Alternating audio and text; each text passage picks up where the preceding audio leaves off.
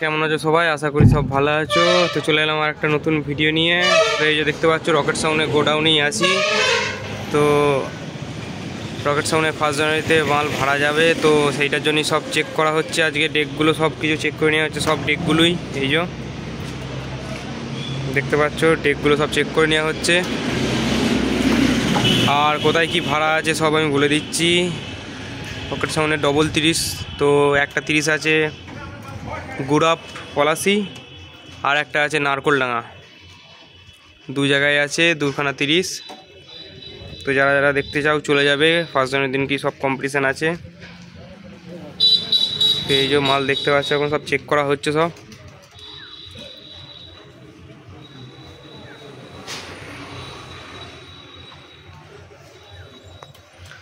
ওই যে চুমগুলো সব উপরে রাখা আছে।